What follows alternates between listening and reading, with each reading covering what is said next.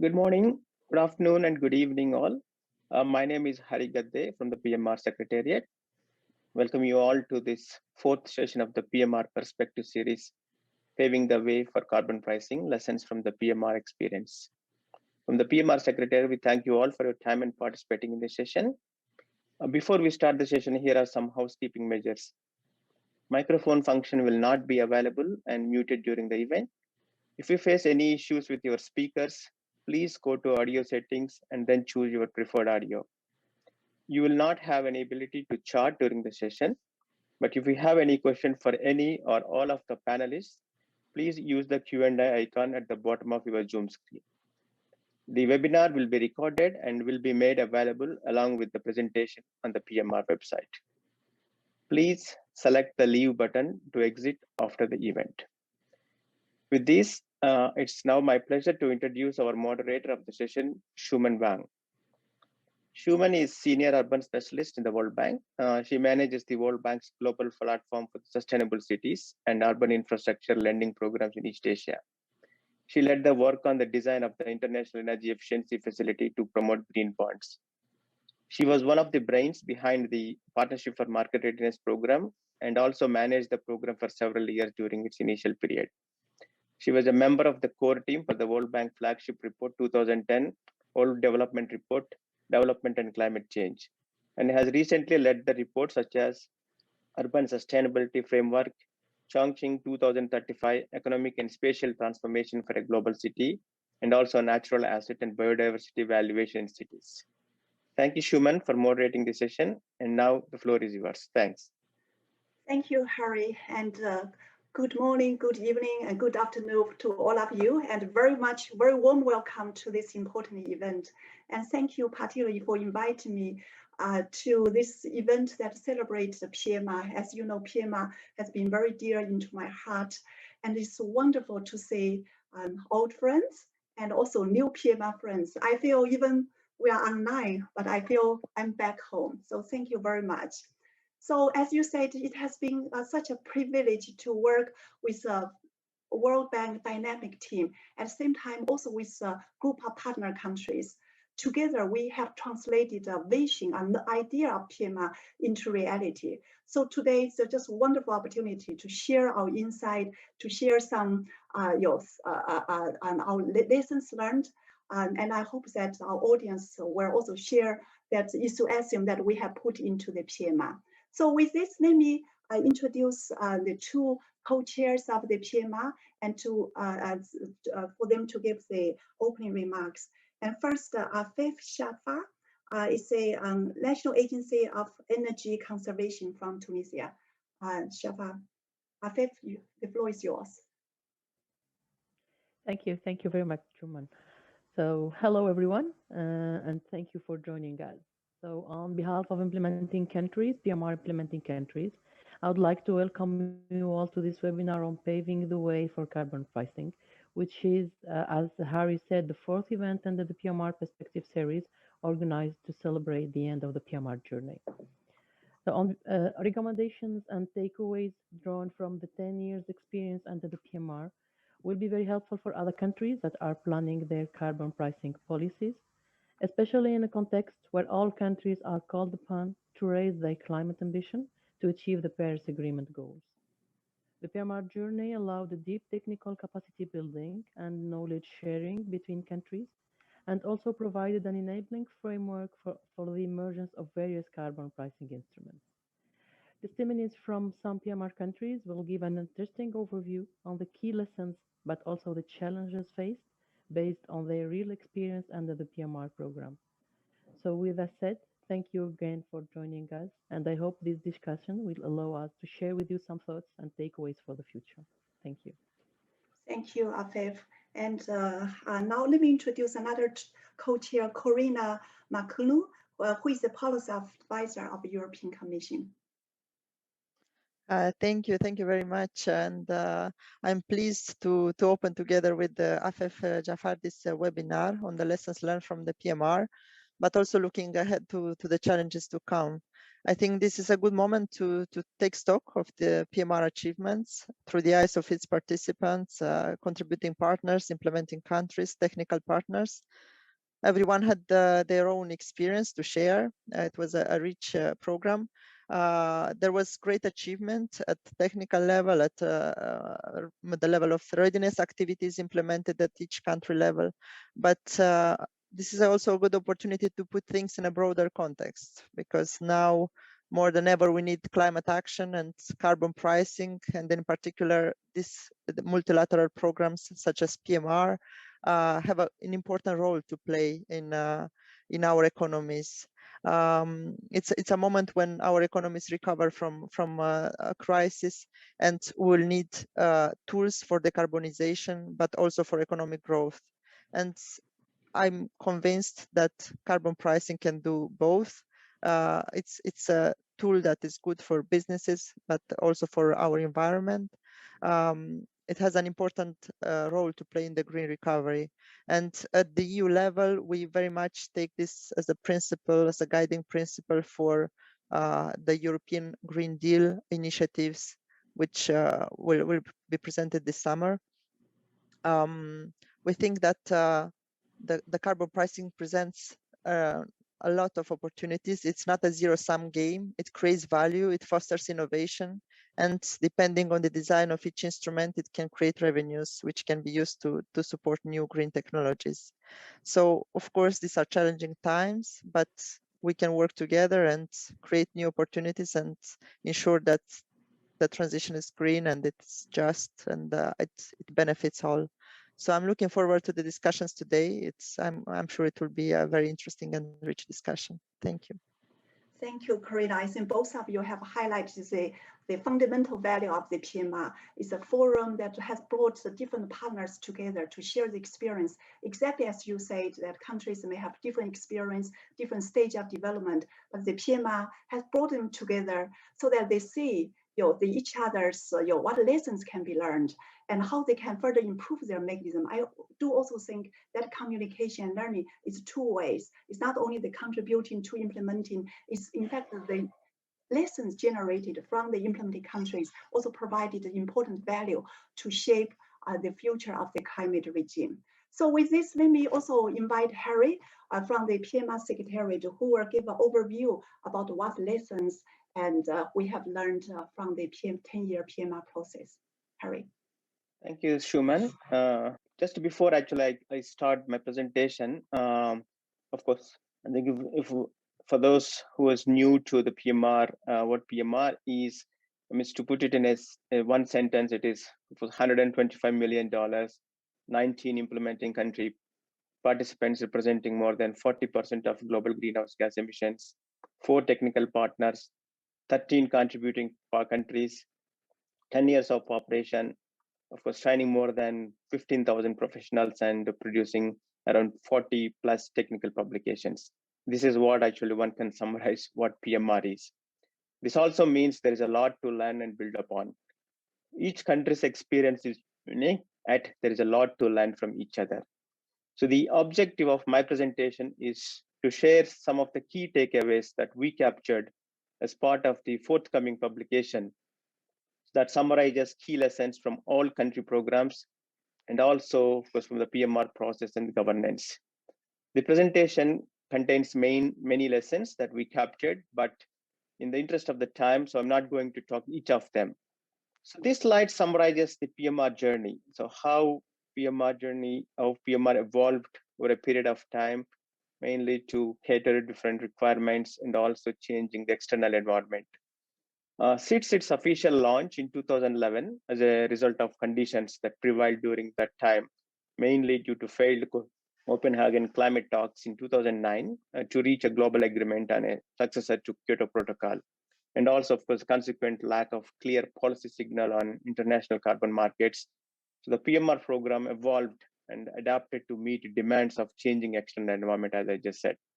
Of course, this also includes relooking to the overall objectives of the program just before and after the Paris Agreement, and also developing new work items to support countries with the developing INDCs. In response, the PMR was conceived as a program that could help large developing countries and emerging economies with substantial emissions profile, develop and promote domestic carbon pricing programs for mitigation. This slide summarizes, of course, the PMR at a glance, just what I said in the beginning. Of course, some of the statistics are very impressive in the sense like how actually PMR was evolved and then reduced so many things. Of course, please also note that the facts and figures at the program level, these are they do not represent at each country programs of that also implemented many of the things that I just listed here. Especially the knowledge exchange events, they do not intend or capture that are delivered under each of these country programs. And of course, also, as you can see, of course, the PMR also helped to develop 13 additional country support activities in addition to the core programs. And as part of the policy analysis program, so PMR helped 10 countries, especially with the modeling exercise and then policy assessments. And then, of course, there are a lot of knowledge products I just mentioned. I also wanted to highlight on this slide 2 independent evaluations that PMR commissioned during the course of 10 years period to mainly evaluate the program performance. And of course, the key takeaways, of course, our key assessment results of these 2 evaluation is that PMR is found to be most consequential global program supporting emerging economies and developing countries in preparing for and implementing carbon pricing. It has also been recognized for its efforts supporting climate mitigation actions and for socializing carbon pricing broadly in countries among different stakeholders. This is another way to showcase the reach of the PMR program covering all regions. It supported countries with more than 40% greenhouse gas emissions, covering almost all regions. Before, of course, I delve into some of the key takeaways, I want to pause a moment here. Of course, the way we approached to capture lessons learned from country programs is to look into the standard building blocks that PMR established to support countries and how each country performed, what approaches countries followed, what challenges they faced, and what lessons we can learn. Accordingly, of course, as you see here on the slide, so these are categorized under 4 building blocks: policy analysis and carbon pricing instrument selection, infrastructure development, mainly MRB and registry, and then of course core part is how countries approach to the developing carbon pricing instruments that includes either developing a roadmap or piloting or full implementation of selected carbon pricing instrument. And finally, the capacity building. So we captured these through detailed surveys with all implementing countries, and also, of course, so phase 2 one-to-one discussions with some identified countries and also the contributing countries, internal World Bank staff, and also some experts. In addition to these, we also assessed all the outputs generated from each of the country programs.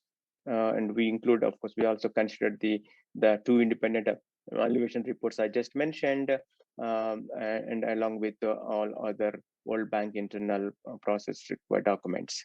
And I also want to thank all those who contributed to this process and then helped us to preparing this report.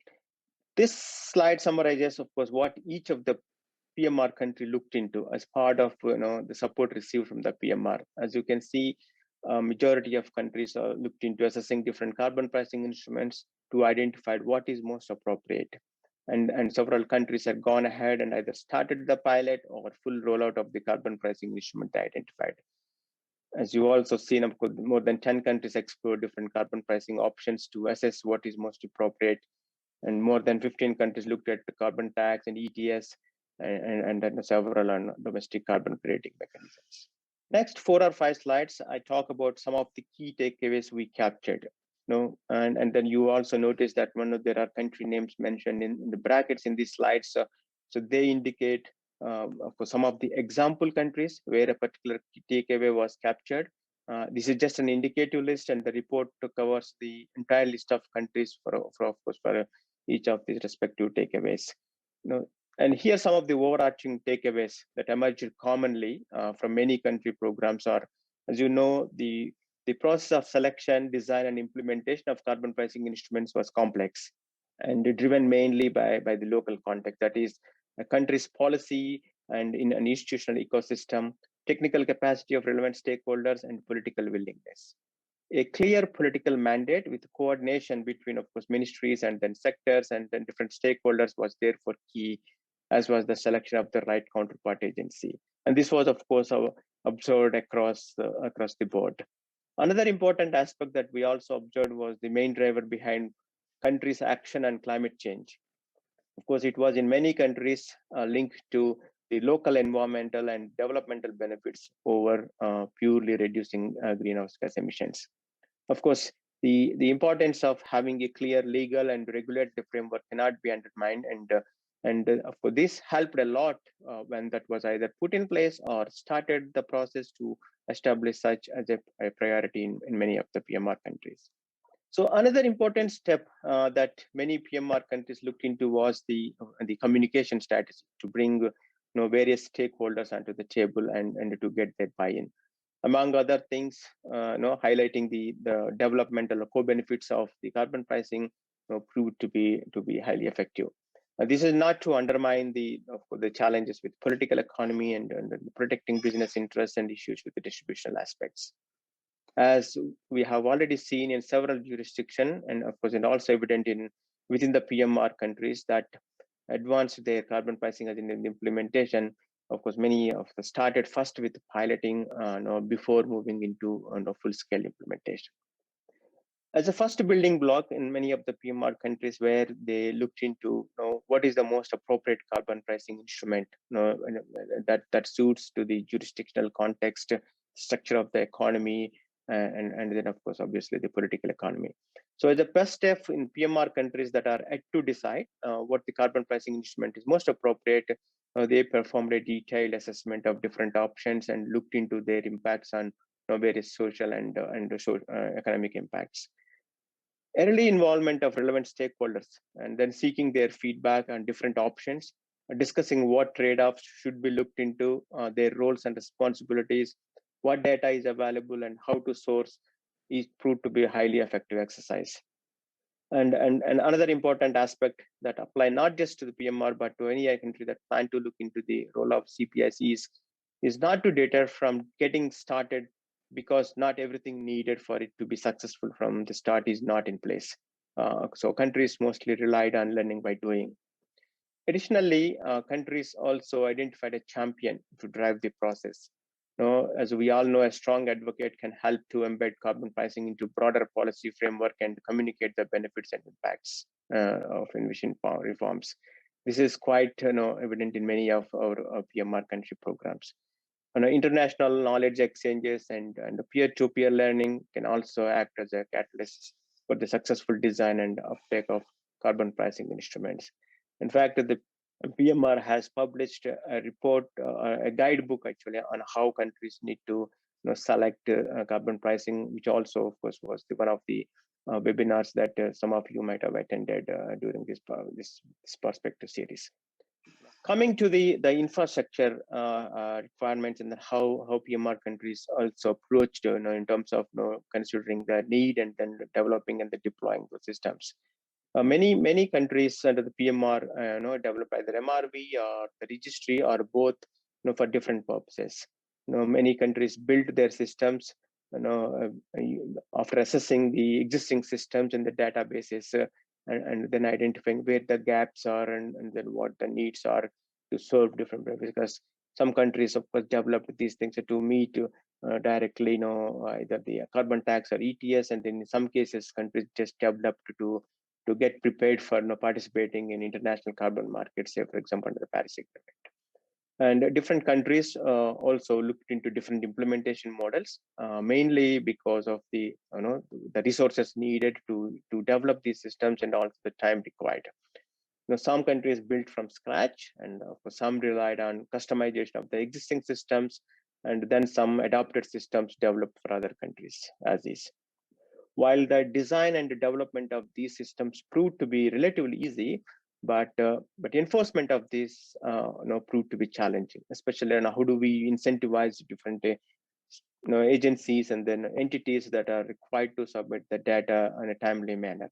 Here again, countries adopted different approaches, including either developing a dedicated regulation or building relevant provisions to the existing policies, legislation, or helping with deploying of necessary resources at different levels. This whole experience with development of MRV and registry has led to what we call it as the productization, where PMR now made these system specifications and source code that are used to develop these systems open source, and it is now ready to offer to any country that wish to look into. Here, of course, I combined, of course, I think this is a very, very simplistic view of what we captured on the core part of what countries did, with respect to the carbon tax or ETS or creating programs. So that's the reason, of course, we did not include the, in detail each of the CPS because of the time constraints, but the report that is coming next month is going to include a very detailed, takeaways for carbon tax, for ETS, and for the creating programs. So PMR countries, of course, as you shown as I shown in the last slide, they looked into either carbon tax or ETS or domestic creating schemes, and then of course a few started with the pilot, and then and a few actually gone ahead and then started full implementation, or many, of course, developed a concrete plans to pilot and then implement in next few years. One thing we commonly observed is that countries with experience with operating market-based instruments, like under the Kyoto Protocol, experience of private sector with participation of those international markets, and the support from international organizations like World Bank, helped countries to make significant progress on their CPI journey. Where carbon tax has been considered and in some cases gone ahead and then implemented, obviously domestic fiscal and tax reforms also have formed a basis to to consider and implement them. Points related to MRV, communication strategy, institutional governance arrangements, which I already mentioned, played a significant role. Other lessons, mainly on technical design aspects like methodologies for how actually countries looked into allowance allocations in case of ETS, or how they determine the tax base and then rate, and then how to utilize the revenues that will be generated, etc., or elaborated in the report. One other aspect that was not included here, but I think which is also very crucial, is the how different countries approach with stakeholder engagement and capacity building programs at the country level.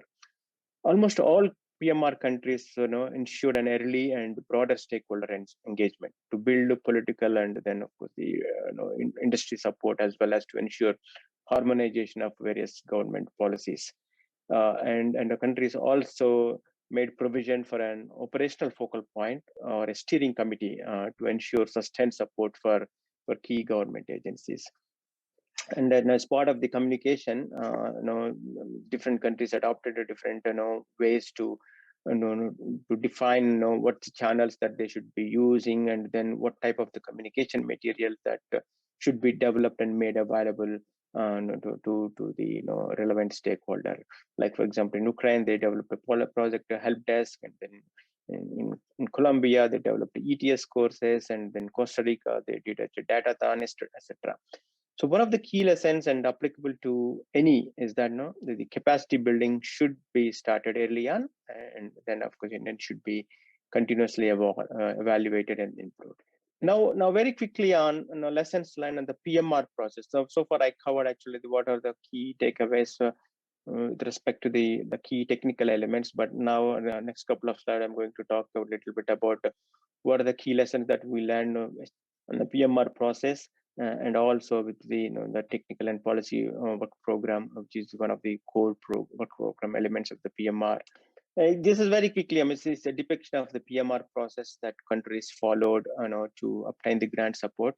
I'm not going to explain each step mentioned here, but as you can see, there are two main stages: preparation phase and then implementation phase.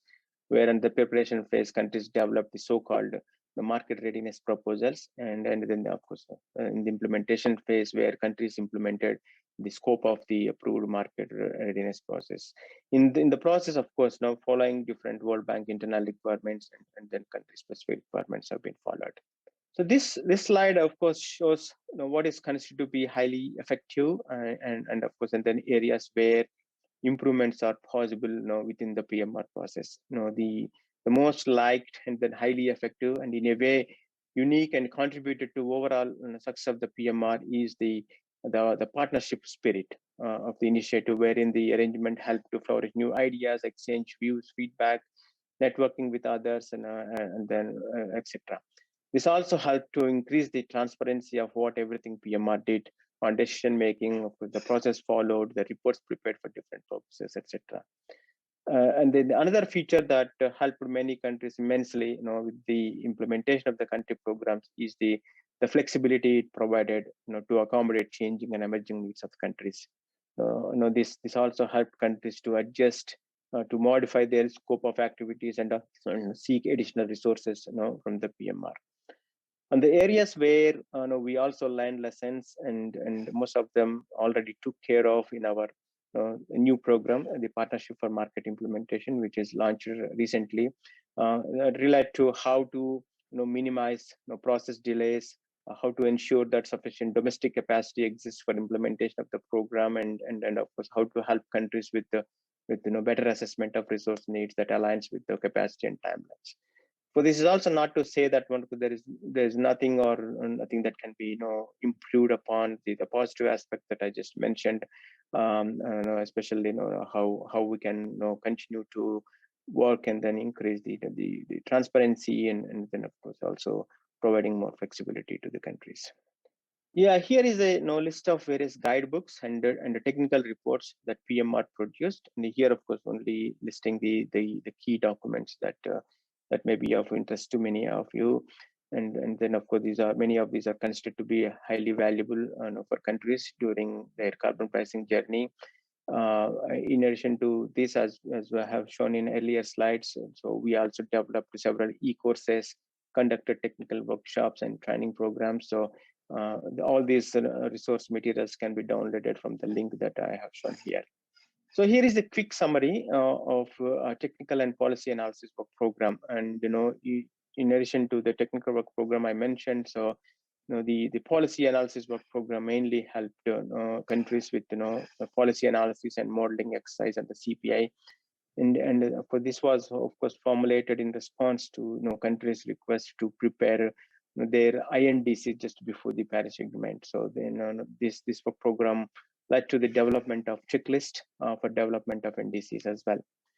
Of course, building on what worked and what did not work, of course, moving forward, it was suggested that we look into the need for developing some sector-specific knowledge products, and also to make increased and systematic effort to ensure that these guidebooks will become a valuable source to countries with their implementation agenda, especially under the PMI.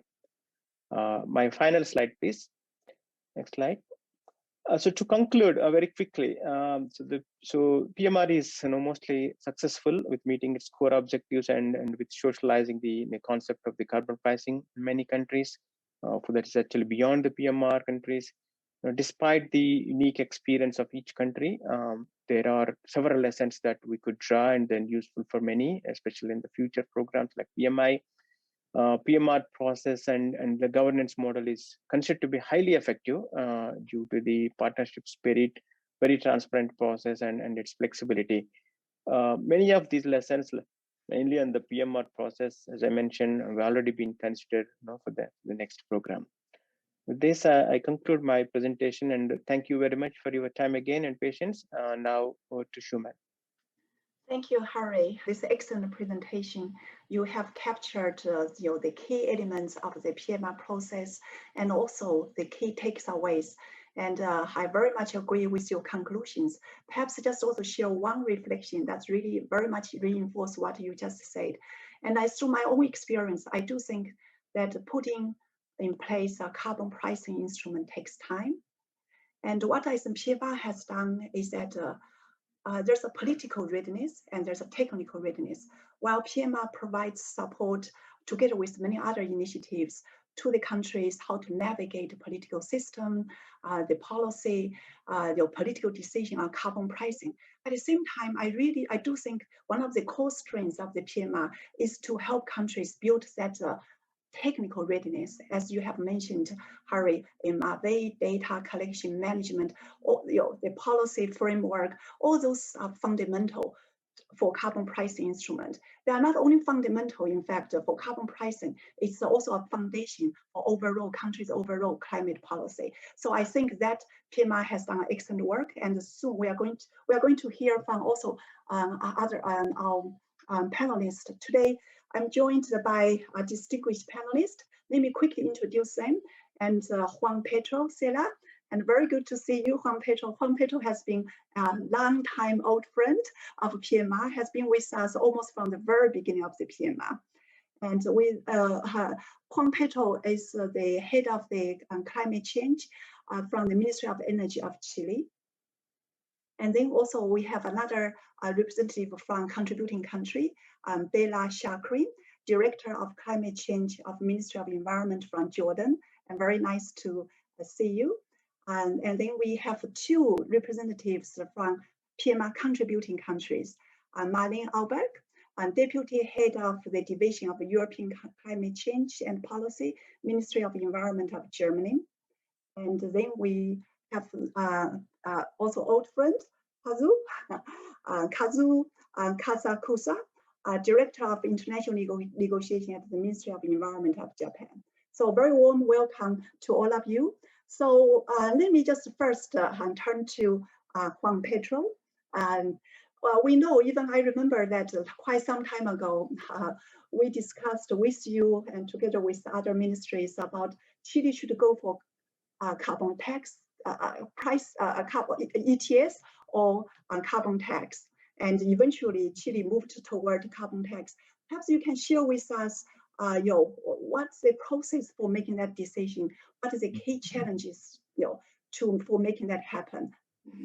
Yeah, maybe just one small clarification. The tax, when we presented the PMR proposal, we were thinking on a decision-making process for an ETS. Remember that? It was highly discussed in the assembly, in two assembly meetings.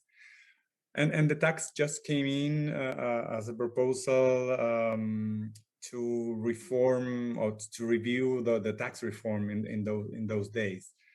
So what was interesting is that the assembly generously, the PA assembly generously decided to support this slight change in terms of carbon pricing, because that was a decision, a legal one. And we had to kind of adjust some of the activities of our PMR to implement the tax. So we didn't participate directly in the proposal of the tax, but the PMR kind of adopted that situation, and was key, really key, the PMR in implementing the tax. And when you speak to people from the superintendents of the environment, they highly recognize this support, and without the support, they don't know really if the tax could have been so successful in terms of implementation. So not only in terms of resources, but also in terms of capacity building, policy analysis, technical analysis. So I guess if you ask me about decisions, the tax came before a group of people was knowledgeable about carbon pricing and about the need of pricing carbon, and the design. If you look at the design, was very challenging, because the design of the tax is very downstream, so it's on emissions. So it added a lot of challenges in terms of trying to MRV those emissions. But yeah, I think and during the process, we also thought that we shouldn't abandon this more broader discussion on what other types of carbon pricing we needed, because the tax, as you know, the rate is very low. So we know now, and maybe in the near future, that the tax won't be the main instrument to, I mean, to lead to this goal that we have of carbon neutrality. So we know that we will need more instruments, maybe a more comprehensive one, and I guess those are the type of decisions. I mean, if we want to raise revenues or we want to really tackle GHG emissions because there's a need and we're part of the Paris Agreement, it's a mix of things. So, but yeah, it just came in when we were presenting the proposal. But it's implemented and it created a lot of, I mean, within the PMR or with the PMR, it created a lot of capacities inside the country, not only in government but also in the private sector. Yeah, thank you. Yes, I clearly remember that came a bit of surprise at that time, but still, I would think that shows that the flexibility PMR has demonstrated Right. and accommodate the country's own national circumstances. I think that's quite important. And you are absolutely right that the PMR started with really just ETS, the carbon pricing, right, in the one single form. As we move forward, in particular, I think Chile, you open the door for us, also for everybody to understand that how PMR need to adapt the visions, the different missions to support countries. So thank you very much, and also very good to hear that the PMR had played a quite important role to move this agenda forward. And so I probably will come back to you later about a few questions, but let me also go to Ballet from Jordan. And so again, Jordan is actually, you also open the door for the PMR to explore crediting mechanism. And so in this process, and we know that Jordan is pursuing, you're getting ready to for the domestic as well as international carbon market instruments. So perhaps you can share with us that what's your main takeaway in this process? Well, thank you so much, and thank the PMR for the massive work that they've done the previous year, and we are looking forward to have the upcoming phase of the PMR, of the PMI. Thank you. Well, working with the PMR, it massively enabled Jordan to identify focal points within all relevant ministries and institutions in the country in order to have a more coordinated and a more collaborative approach to data gathering and on the emissions itself. Everyone is using a centralized approach and the tool in order to report and gather data to ensure the consistency for better decision making on climate action in the country. And that enabled us so much within our situation in order to take a bold climate decisions. I'm gonna tell you a small story, a personal story about myself. Sometimes after work, I used to pass several places for groceries and for other home goods. And sometimes after checking my wallet to find a surprising amount missing. But when I start to think, was it stolen or did I drop money anywhere? Then after counting what I bought earlier and I realized what is left in the wallet is totally correct based on what I bought.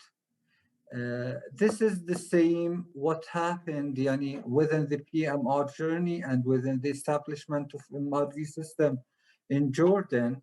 This is exactly what happened. And it is the same that faced us, me and our colleagues of inline ministries and institution after we conduct a calculation of greenhouse gases for a sector or for an activity, we are always amazed with the actual real figures. Data availability, calculation, analysis, always provide an astonishing picture, most time different than the assumptions that we did. Okay, so at the same time, it is a motivator and a redirecting factor for changing of policies and taking decisions in the climate actions forward. So the MRV system, in addition to the registry system that we've established here in Jordan within the PMR, thank you for that. Those systems will allow Jordan to establish a framework to potentially enter the carbon market and also to increase our access to climate finance. The access to relevant and accurate data, and this what could we provide international agencies, the banking institution, development partners. It is a very vital in order to support mitigation projects and adaptation projects as Jordan is targeting those financing elements that we can move a step forward within the climate actions and raise our ambitions accordingly. And so previously at the last period, will Jordan face physical constraints due to the coronavirus, the COVID-19, the pandemic, and these tools will also enhance our ability to engage with more potential donors and financiers for climate actions. So what happened with the PMR as a full journey, what happened with the outcomes of the PMR as for the MRV system, the registry, and some other policies and plans. We did it for, let's say, the city of Amman as an action plan. Also, we did a strategy for the climate smart agriculture. All of those combined to each other enabled Jordan to move forward and to put, let's name it, a cornerstone that we can rely on it to enter strongly the carbon market. Again, thanks for the PMR team. Thank you. And over to you, Xamen. Thank you, Bella. So I think you just highlighted the message that how important the PMR build countries that technical readiness, and those technical readiness build foundation of MRV registry, and even open the door for access to financing. I think that's what as I mentioned, is one of the core competence of the PMR. As PMR move forward, I think that I have no doubt PMI will also continue to support the countries, their technical readiness for putting in place instrument. I think Jordan's experience also is as open the door, right? We started with emissions trading and then carbon tax, and open the door about the crediting mechanism. I think the fact that countries are in different stage of aspiration of pursuing carbon pricing instruments. And so I think PMI has that flexibility and it's also a platform to accommodate the country's journey and design the different kinds of programs to provide support. So thank you for sharing your insight. So then let me also turn to PMR contributing countries. It's funny that when we started the word contributing, because at that time, there were discussions whether we should call donor countries, as many other initiatives called. We use the word contributing countries. It's not because we want to demonstrate that it's not financial contributions. So that's the donors, because you have such a rich experience to share, and that's absolutely valuable, important to share with other countries that aspire to pursue carbon pricing. So Marlene, I think collectively have learned so much from European has its own system, and also particularly Germany, and some of your top experts like Felix have been quite instrumental to help shape the PMR system. So perhaps you can share with us that what's your takeaway through your working with PMR, what's the contribution and also the lessons you have learned from your perspective. Yes, thank you very much, Shuman. I mean, first of all, I would say we have also learned quite a lot with the PMR. For instance, all these hybrid ideas of carbon pricing instruments to combine taxes with market mechanisms or ETS with market mechanism. Of course, we had that also within the EU, but I think especially in regard to taxes and other solutions, how to really tailor the program according to the country-specific circumstances.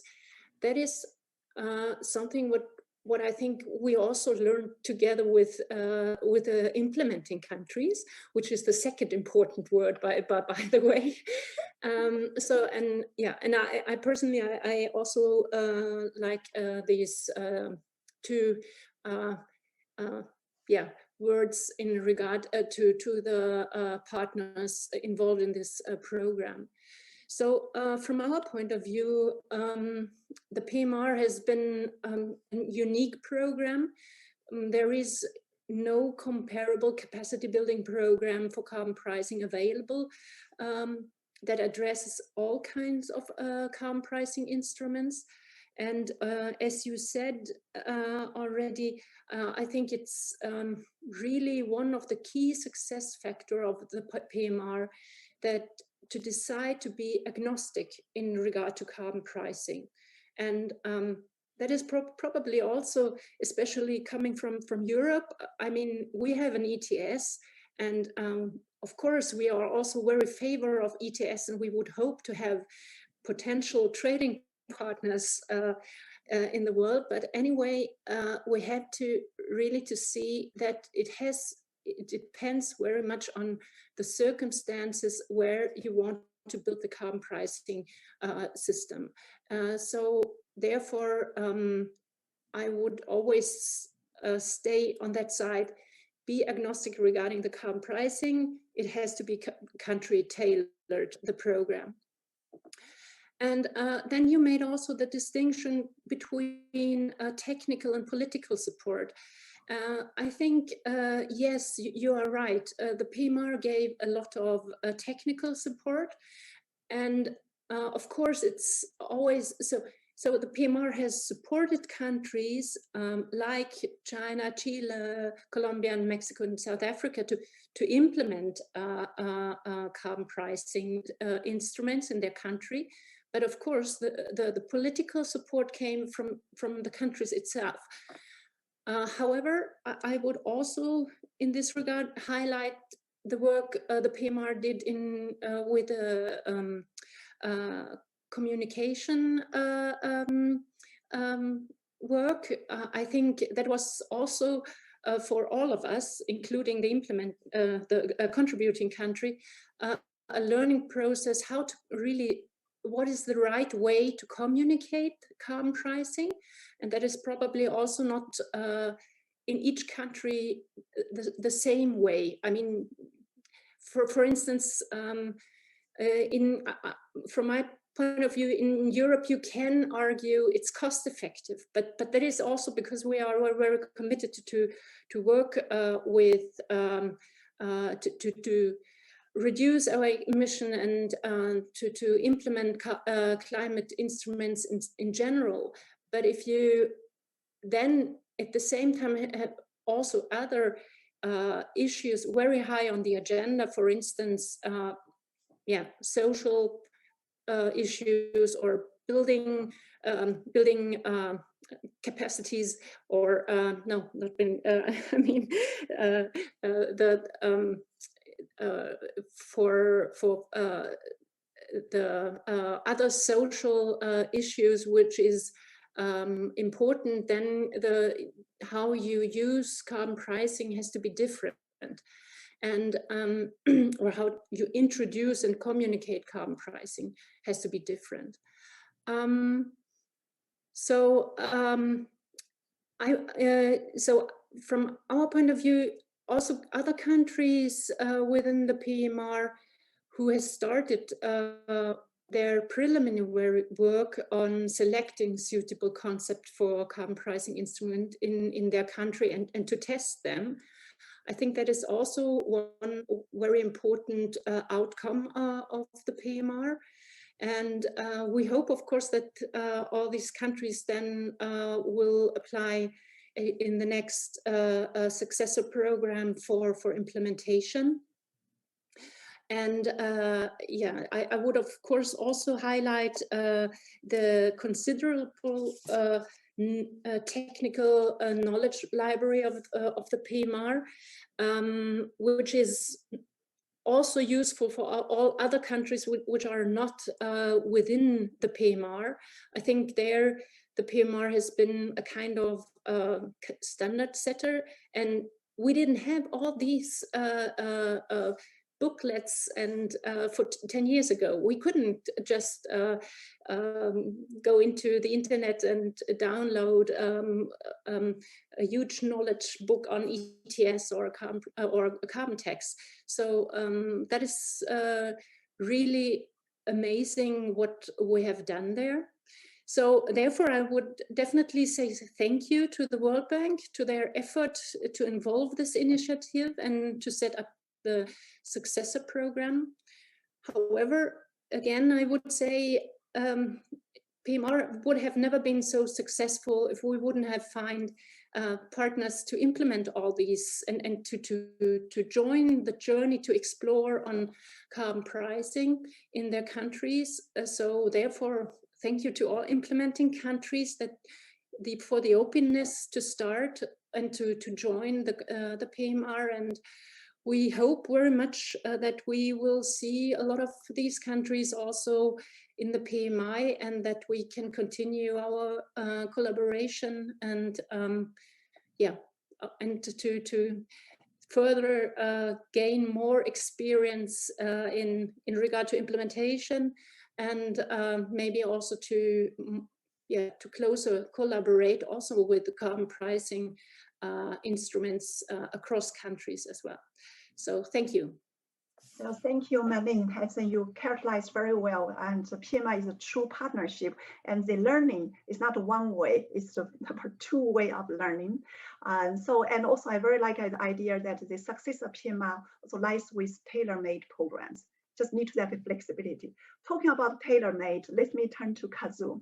So I remember, you remember back also a few years ago when Japan introduced the joint crediting mechanism. So everybody was not sure. So it would be good to know that I know you have done a lot of work in this regard, and perhaps you can share some of experience how this you also use it leverage PMR to share your experience, because you have done Japan has done that work in many other developing countries. Yeah, Kazu. Oh, thank you, Schumann, and really it was really good to see you after some time. And I still remember that we met in 2011 in Bangkok at the corridor to discuss about the start of the PMR. And I also kind of remember all your facilitations during the several years of the implementing the PMR. So it was really nice to see you back. And also I'd like to congratulate the World Bank and all the implementing and also contributing countries, as well as all the technical partners to the successful implementation of the PMR. I think we had very tangible results coming out, and also we have a great asset that we can build on. So with this, I really congratulate everyone to the successful implementation PMR. Yeah, of course, going to the discussion on the JCM, I'd like to put in this the context of the implementation of the market. Since I'm also involving the market mechanism sometimes back in 2000, since the CDM had started. So at the time of the Kyoto, starting of the CDM, I think it is more of the market mechanisms for the Annex 1 countries. And for the most of the countries which host the projects under the CDM, they developed the designated national authority to support, to evaluate the sustainable development aspects of the project. And of course, that is the one of the great experience of learning from the market mechanisms.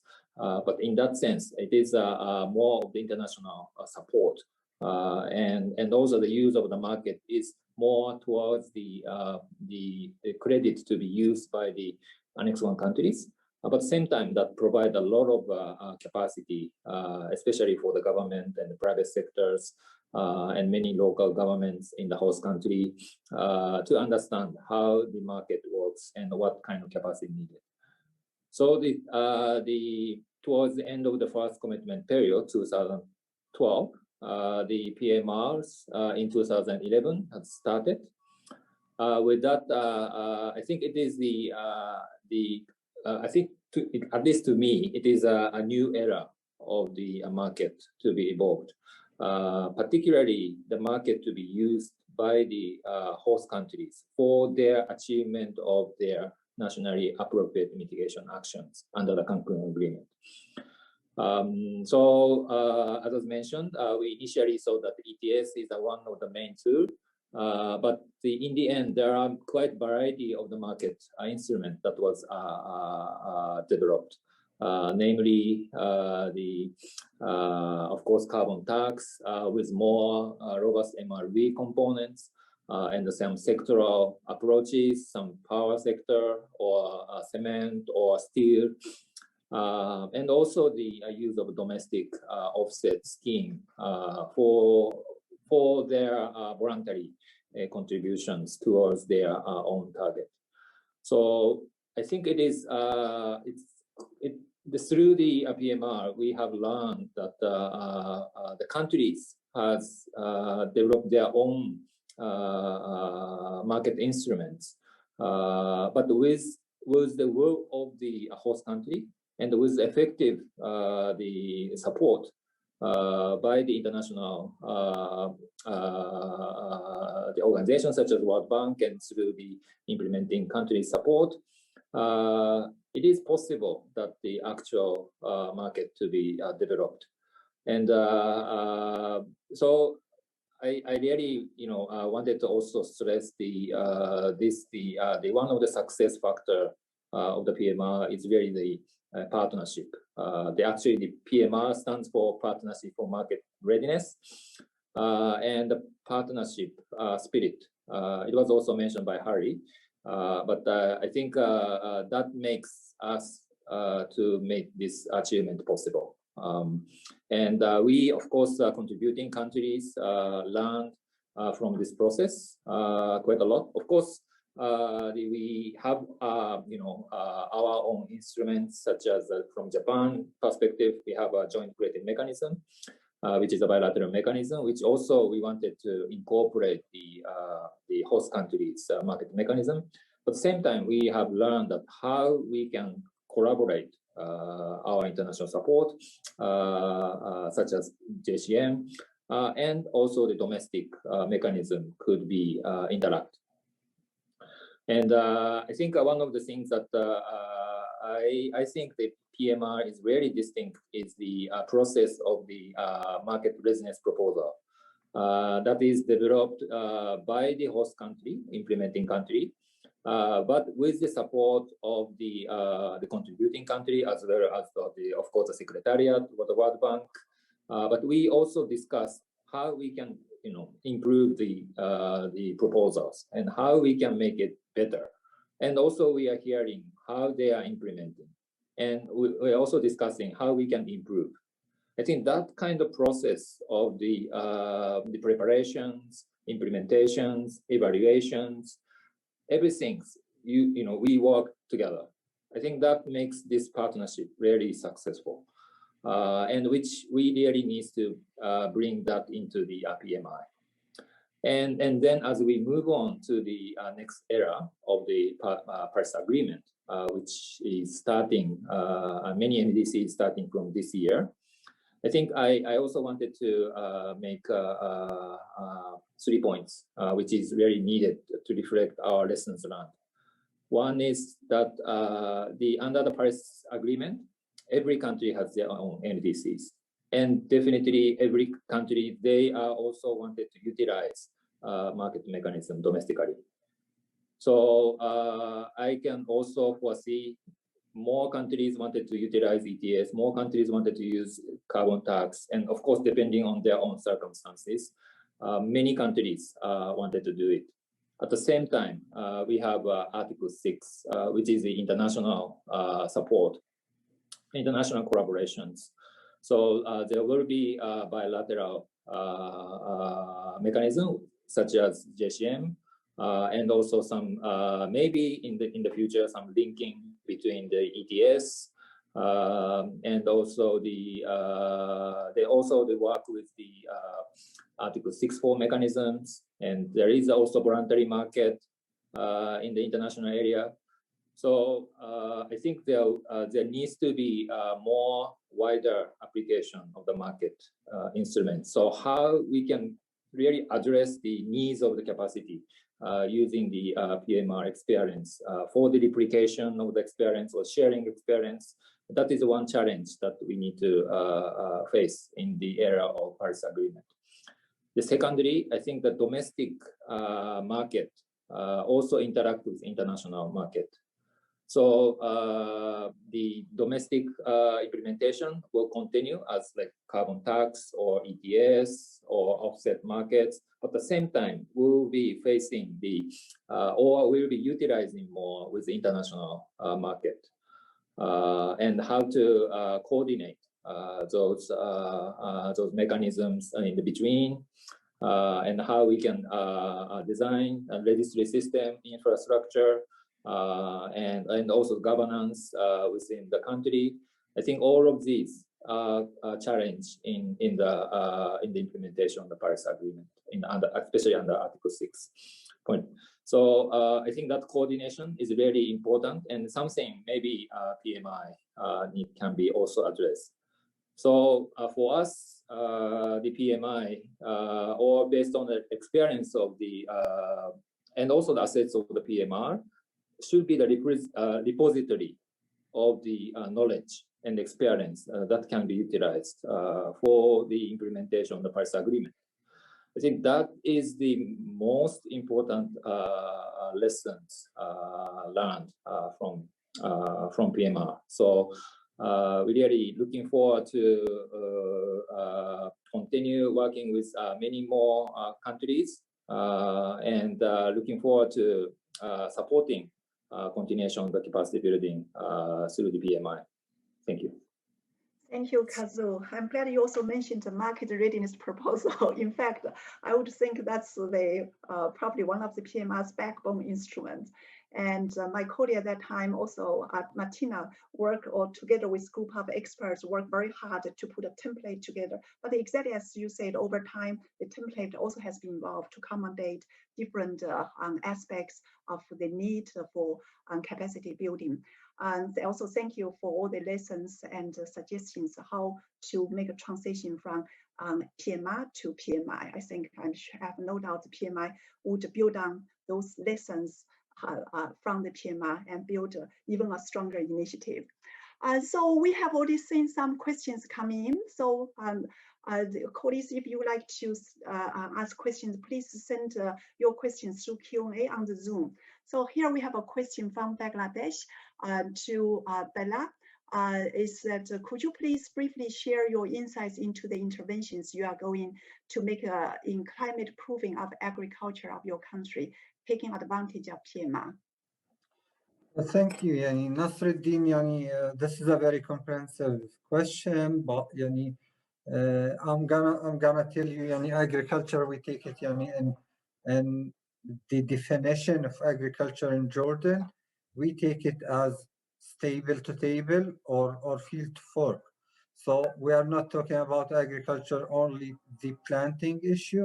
We are talking about the whole process of agriculture, the pre-harvest and the post-harvest. So we are talking about cooling systems for the goods. We are talking about the transportation of the goods. We are talking about the usage of the pesticides and usage of the whole stuff in the agricultural process. So plus the manufacturing issues and the agricultural manufacturing issues, factories that also usage has the huge usage of the energy itself. So, sir, let's say in Jordan, we are talking about 45% of the country's water, it goes for agriculture. And within that, maybe the cost of that, about 70 to 75%, it goes for energy. So the usage of renewables, the usage of other kind of stuff, this is to mitigate, and those mitigations, when registered on the MRV system, it could generate some carbon offset and carbon credits that could be entered and used in the carbon markets. The same we are talking on the pesticides and fertilizers.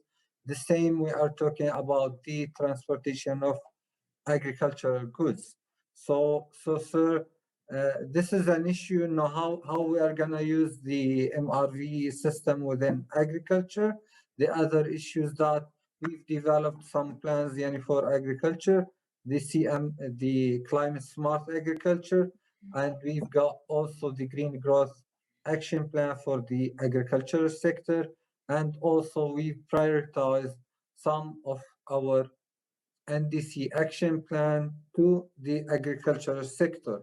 All of those either will do a carbon offsetting and the carbon reduction, and those will be used at the carbon market, or it will be there on the international panel, and it will be used on the MRV system as an introductory to the international banking institutions, to the finance partners, so that we can enhance the climate finance within the agricultural sector, so that we can implement it in a better climatic way, and also enhance the food security in the country.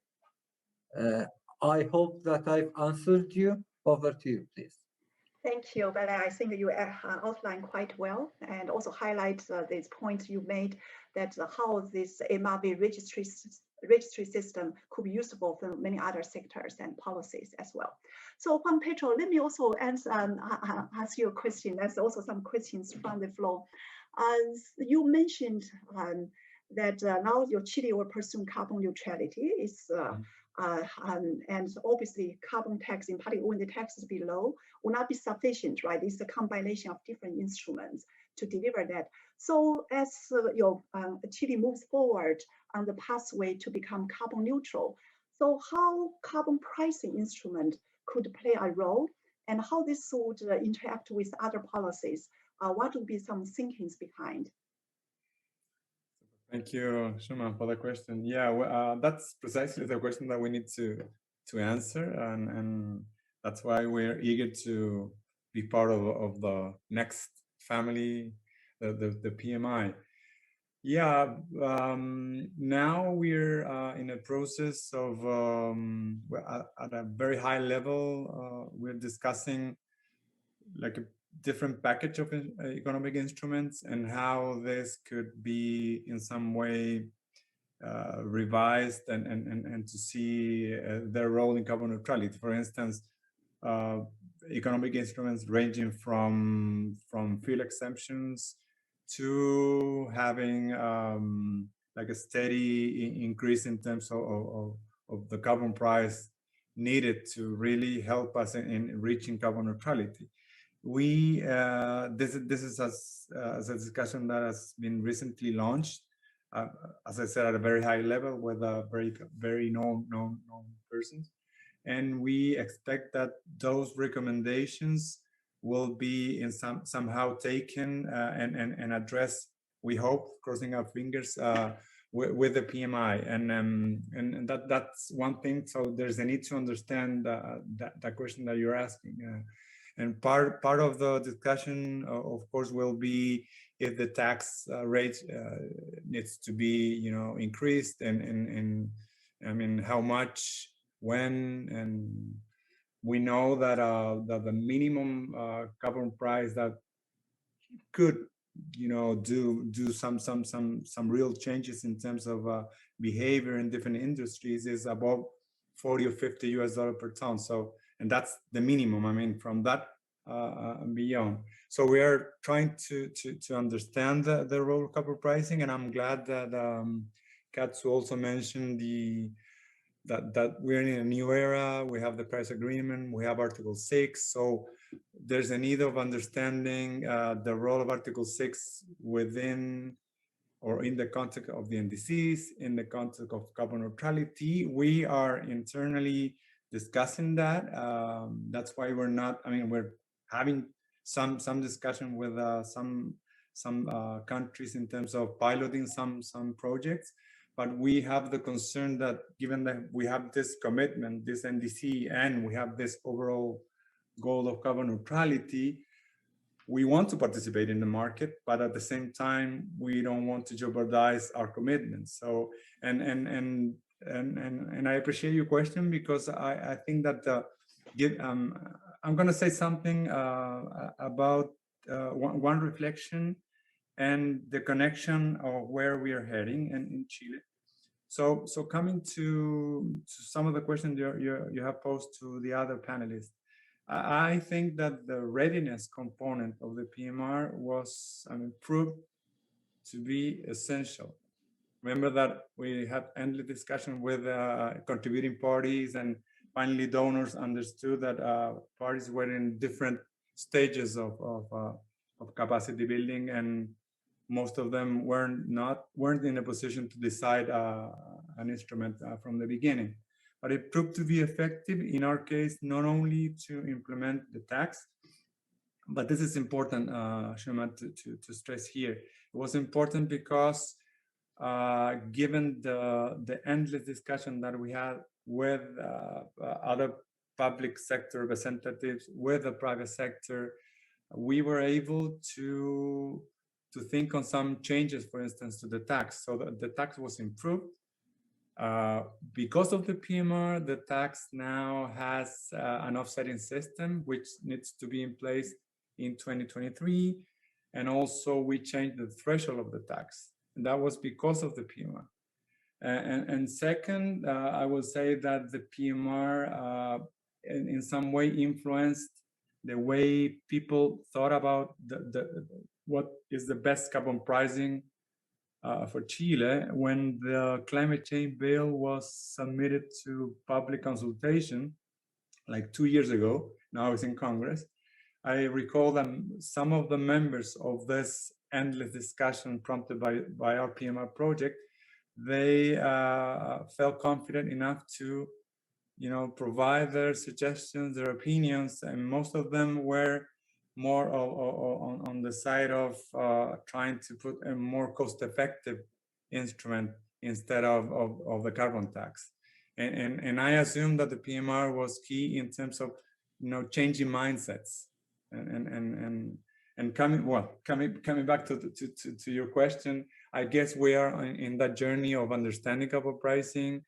And I guess the challenges, but I guess it's at the same time an opportunity to use carbon pricing to increase our ambition, to implement our NDC, and also to be factoring this equation to carbon neutrality.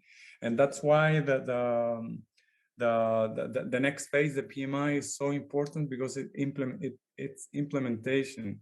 And I guess more interactions, especially at the regional level, will be very much needed because of something that Casso has mentioned, cooperation. Cooperation is key, and the PMR was key in terms of cooperation. I think that was a key word there, and I'm pretty confident and happy that the PMI has also that in mind.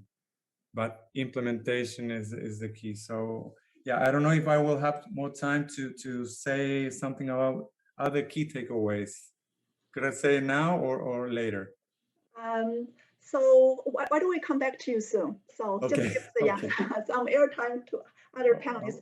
Thank you, Okay. Pedro. You really, I think it's PM. I'm sure all my colleagues will be very heartened to hear that the PMR plays such an important role in shaping Chile's carbon pricing instrument. I have no doubt PMI will continue to play that role.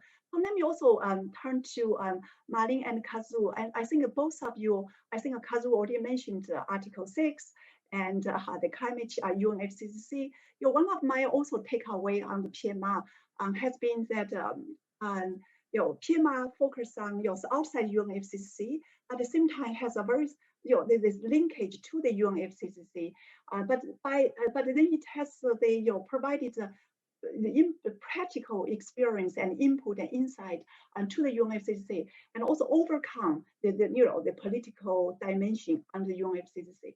Perhaps how you would your takeaway that how PMR or in the future PMI could play that role that not entering into political aspect of negotiation, but by working with countries in very practical terms and sharing that practical experience with UNFCCC. By doing that, shapes the international regime. So I wonder whether one of you or Malin, Kazu, you want to share some your insights and thoughts. The main linkage between the PMI and the UNFCCC work is all around the implementation of NDC. And there, I think that is really also the big difference to when we started 10 years ago. That was really, okay, we start with domestic carbon pricing, and those countries who want to try to learn more about that, you may join. And now in the PMI, for us, it's of course important that the countries really explain to us what they want to do with the support of the PMI in regard to their NDC implementation, but also, of course, how to translate also these instruments to the long-term goal. So, I think, I mean, the negotiation is not about, of course, it's also about the rules, how to report and to be transparent, and how emission reduction can be transferred. And but the very practical implementation is done by the PMI then. And I agree with Juan Pedro to say that the implementation will be really very crucial, as we are now in how to say, in the way to 2030, and there is not a lot of time really to implement and comply with the promise the countries have made to the international community. So there is definitely also an interest, I think, from the countries to start to really the very practical work and on the ground level, how to say. However, at the same time, we have also we have to recognize that there are still also countries that need also still a certain time for readiness capacity building, and there I'm happy that the PMI has also a funding window for these countries. And furthermore, yes, it will be very interesting to see what kind of regional collaboration ideas will come up in future. And there we have also funding window within the PMI to support such a kind of work across countries. So yeah, thank you. Thank you. And yes, I really agree with that. NDC is the basis, I think, under the Paris Agreement, in addition to the PMI and the UNFCCC context. As was the case under the PMR, it was more linked towards the nationally appropriate mitigation actions or their own domestic policy to establish their own market. So that context has changed from the previous period. So in that context, especially the areas, particularly the PMI can support from the technical work is I think MRV infrastructure that is still quite crucial, such as registry systems or reporting review, the infrastructure within the country, and also the institutional capacity building aspects, which I think domestically they need to organize their own setting, how to implement their own policy, and also how to deal with the international aspects. For example, some countries are now considering using implementing carbon tax while utilizing international credit as a way to offset, or as a way to use the carbon tax as a domestic policy while utilizing the international credit. So that kind of linkage could really PMI and the UNFCCC has a close contact, and they can maybe interact each other and then feed in each other. And that could be really the technical areas, as well as really important for the implementation of the Paris Agreement.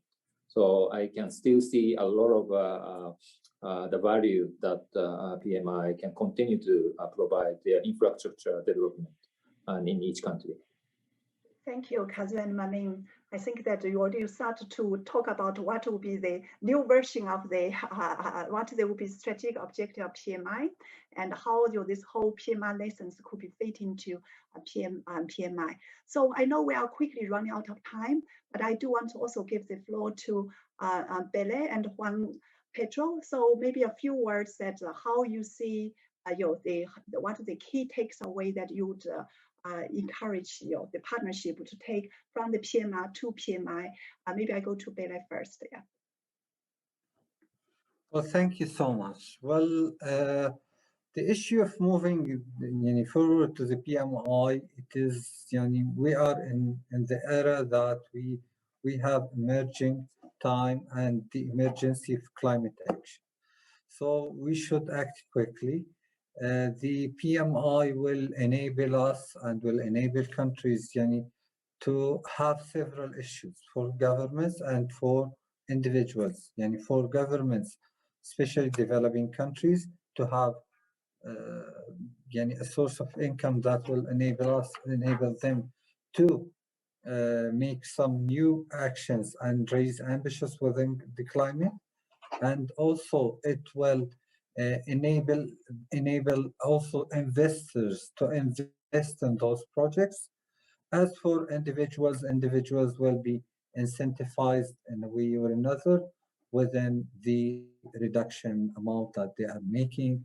So within the implementation of market and the readiness for that implementation, it will enable those countries to move to the next era within the climate change, as been mentioned from Pedro, and within especially the Article 6, hopefully, which will be consensus, have a full consensus, the upcoming COP.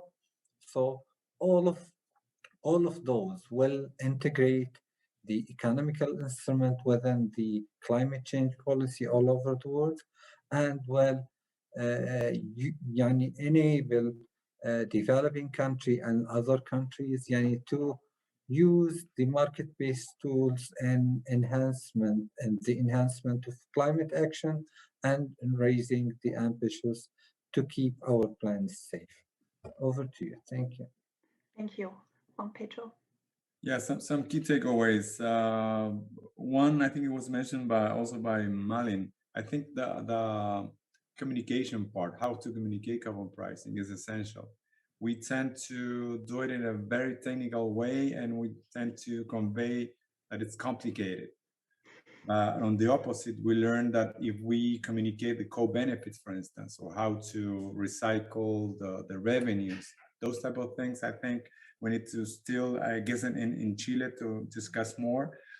Another takeaway, maybe linked to this cooperation issue that all of us have raised this morning, is the fact that, given my experience with the PMR implementing countries, that we learn and share our experiences in the assembly.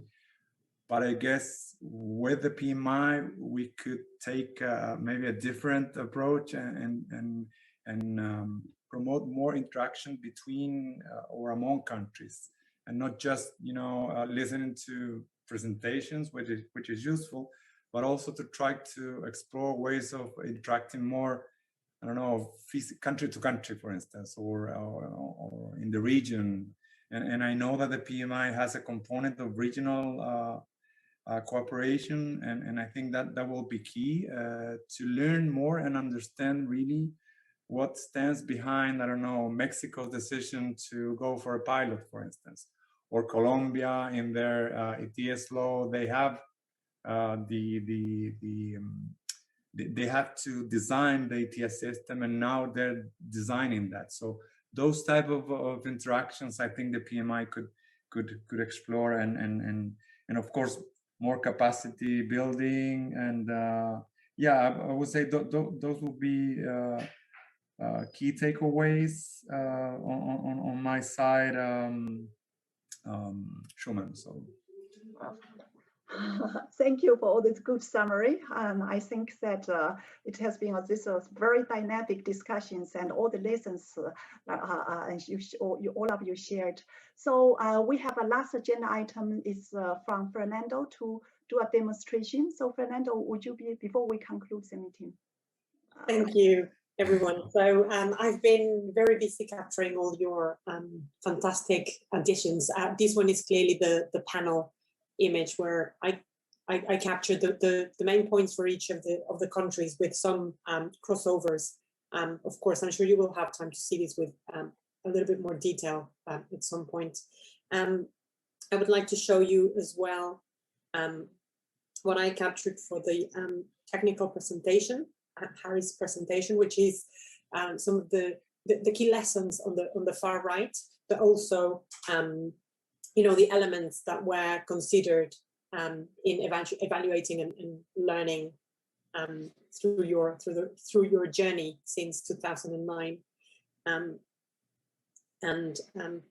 I'm showing these backwards. Now I'm going back to the beginning, where I will fill the rest of the image with the closing comments. But it's this inspiring journey and looking forward from here.